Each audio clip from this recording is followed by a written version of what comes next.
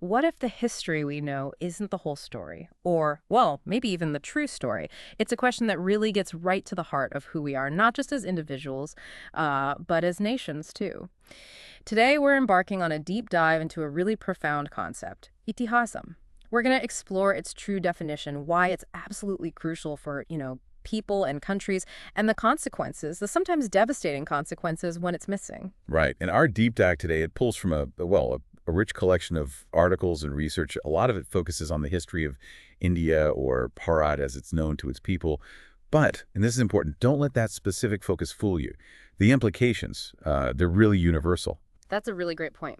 So our mission today is pretty clear. We want to understand the critical difference between just history, the kind we often get, and this idea of itihasam. And maybe even more importantly, uncover how truly knowing your past, your real past, fundamentally shapes identity, resilience, and, well, ultimately, a nation's future. So let's unpack this concept, starting with the word itself, itihasam. It's fascinating. It's actually a connected word made of three parts. Itihasam, which means this. Then ha, meaning happened, and finally asam, meaning exactly this way. So you put it all together, and the full meaning of itihasam is, quite simply, this happened exactly this way. Sounds pretty straightforward, doesn't it? It does, yeah. But that simplicity, it kind of hides a crucial distinction. You see, while all Itihasam is history, the really interesting part is that not all history is Itihasam. The core difference really lies in its purity, its lack of distortion. Itihasam is history stripped bare. It's not just without bias, but also free from manipulation, things conveniently left out, or even, outright fabrication. It's the pure truth, or as close as we can get to it. Okay, so if Itihasam is history devoid of bias, as you said, where does conventional history usually fall short? Is it really just about who holds the pen, or are there, deeper things at play? Well, it's rarely a neutral process, is it? The old saying holds a lot of truth. History is very often written by the powerful and the victor. But it's more complex than just that. You have writers, historians, even modern pundits. They all decode facts through a certain lens. That lens is influenced by their economic situation, their social background, political beliefs, even just individual biases. Think about wartime narratives, for instance, how they shape opinion for decades. How much of that is truly impartial history versus, well, a story told for a reason. That's a fascinating idea that history isn't static. It's not just set in stone. But if it needs constant reevaluation, doesn't that make it feel, I don't know, less certain? How do we find that pure truth if it's always being reaccessed?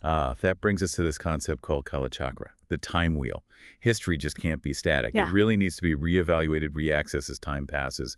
As new technologies emerge, as our own human philosophical and moral understanding develops, what we see as truth today might be enriched or even challenged by new evidence, new perspectives tomorrow. Yeah. So Itihasam isn't some fixed, dusty old book. I see. So it's dynamic then. This isn't just about digging up old facts and setting them in stone forever. It actually requires, as the source puts it, constant vigilantes and checks to uproot false and untrue stories.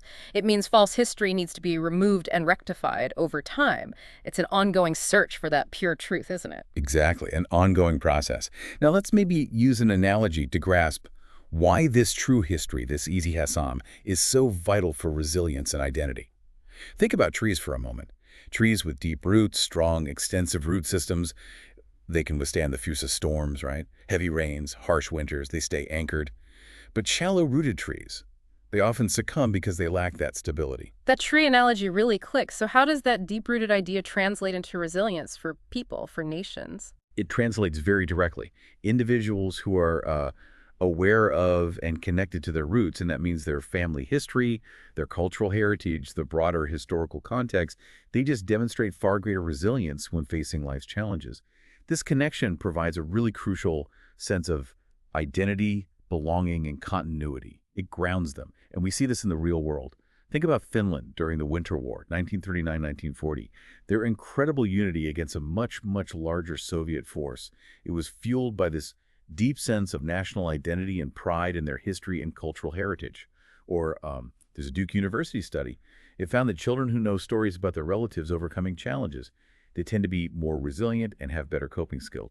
It shows the deep psychological stability that comes from strong roots. Wow. So if knowing our true roots is that vital, what happens when that connection is broken? When history is deliberately diluted or manipulated or even just hidden away? What are the consequences then? The consequences are quite severe, unfortunately.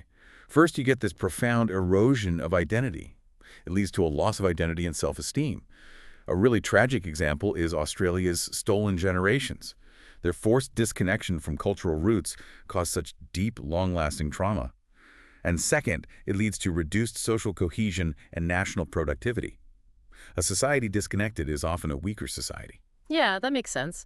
You just have to look at the ongoing debates over teaching history in U.S. schools.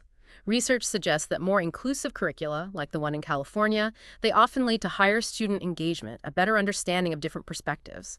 Whereas a fragmented or biased history, that can actually increase divisions and disengagement. And if you take that to the national level, this kind of historical amnesia, it can create a weak nation, a nation that's vulnerable to foreign influences and indirect controls. Basically, a loss of true freedom, potentially becoming a sort of pseudo-colonial state. A nation cut off from its past loses that internal strength, its core resilience. It really follows logically. That's why it's so critical for citizens, for all of us really, to demand an accurate and comprehensive representation of their history. It's not just about getting facts right in a textbook. It's about building that strong connection to our roots, which contributes to a resilient and thriving society. Absolutely. And perhaps nowhere is the impact of this historical deprivation felt more acutely than in India or Farad. Let's dive into that now. Since its independence in 1947, the educational narrative and governmental policies have significantly shaped the historical understanding of Indian citizens. There's no doubt about that. And what that's meant, really, for generations of Indians is the systematic dilution, manipulation, and cover-up of historical facts, especially concerning the period from, say, the 11th century right up until the end of the British Raj. It has effectively deprived them, many of them, of a true understanding of their roots. So how did this actually happen, this manipulation? Well, it happened through a few different channels. You had post-independence educational policies, for instance.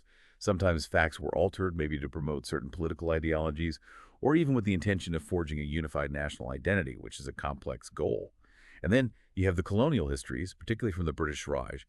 They deliberately framed Indian history to justify British rule, didn't they? To justify exploitation, often painting pre-British India as chaotic and despotic, to make their presence seem necessary, even benevolent. Let's get into some of those specific controversial periods in Indian history where this manipulation is really visible. Take the Mughal era, roughly 1526 to 1857. The way figures like Akbar the Great are portrayed is incredibly polarized. On one side, he's lauded for religious tolerance, for reforms, and, well, there's truth to that. But the more nuanced picture, the Itihasam perhaps, includes the coercion and force he used to build his empire. Then there's Aurangzeb, often vilified quite strongly for religious intolerance, destroying Hindu families and temples. Yet his reign also saw significant expansion of the Mughal Empire and administrative efficiency. It's rarely black and white, is it? Never. History is complex. And then the British Raj, 1858 to 1947, that's another period where the usual narrative often downplays the sheer scale of exploitation. We're talking huge economic exploitation. Dadabhai Naoroji famously called it the drain of wealth, right? Resources just systematically taken from India. And then you have horrific events like the Bengal famine of 1943, an estimated 3 million deaths, tragically worsened by British policies and, well, Winston Churchill's documented indifference, frankly. Beyond the economics, there was immense social disruption. The divide and rule strategy, think of the partition of Bengal in 1905, deliberately creating divisions, and this pervasive cultural suppression promoting English education and Western values, which created a lasting socio-cultural chasm. And a really powerful example of historical cover-up, or at least perceived cover-up, is the case of Netaji Subhas Chandra Bose.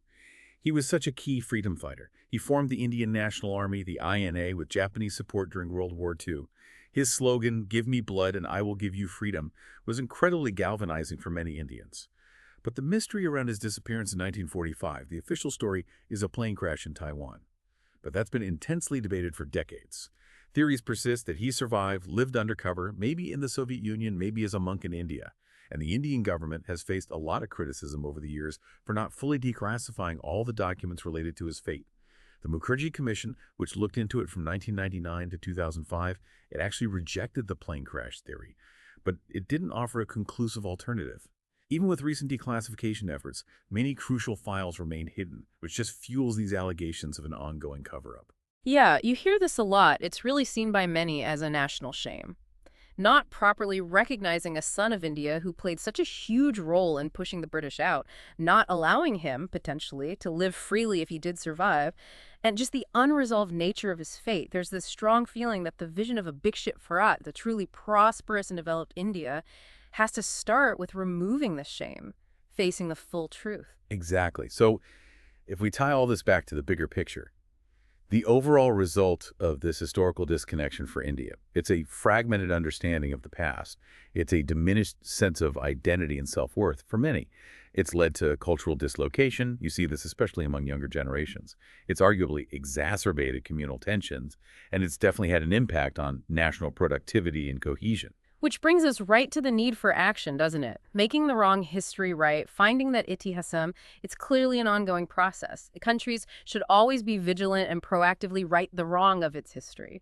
It's not a one-and-done fix, but it sounds like a massive job. It is enormous. And today, decoding ITSM, it really needs sophisticated tools and interdisciplinary teams.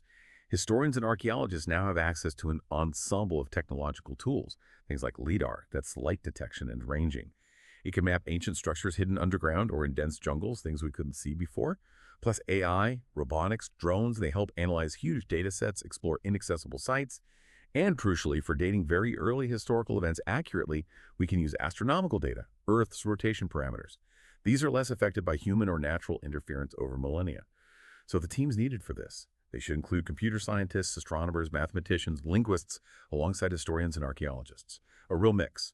And this is where you, listening right now, can actually play a part. We're talking about a kind of citizenry project, Itihasam. It's a call to action for present netizens. That's you. You are gifted with the best possible tools and technologies of our time, right in your pocket, maybe. We genuinely encourage you to participate. Use your digital devices. Uncover local history. What are your family stories? What's the hidden history of your town? What folklore exists? Are there artifacts nearby? Yes, absolutely. This kind of citizen participation is very valuable to the historians and the ICHR, that's the Indian Council for Historical Research. Your findings, your stories, they can help historians re-authenticate or rectify the currently written history, applying that principle of this happened exactly this way. It's about building a more complete, more accurate picture right from the ground up, verifying those crucial details. And on a bigger scale, the ICHR in India has already started an initiative to document an all-inclusive history of Bharat, poetic, going right back to the Vedic era, all the way up to the modern Republic of India. A key part of this is ensuring that, for example, South India's powerful Chola dynasty and the incredibly long history of Jammu Kashmir Ladakh get their proper place in the national story. It sounds like a monumental but vital task. It is. And it fits into a broader global trend, these calls for true history and educational reforms that we're seeing elsewhere. The demand for accurate narratives is growing. Look at South Africa's Truth and Reconciliation Commission. It showed how confronting difficult historical truths, however painful, can actually help heal and strengthen the social fabric. In education, New Zealand's curriculum now mandates lessons on Maori history and culture. That enhances cultural pride and mutual respect among students. And in India, there's this urgent need to revisit, to revise the historical narratives taught in schools and colleges, to make sure they present an accurate, inclusive, and comprehensive view, integrating all those diverse perspectives.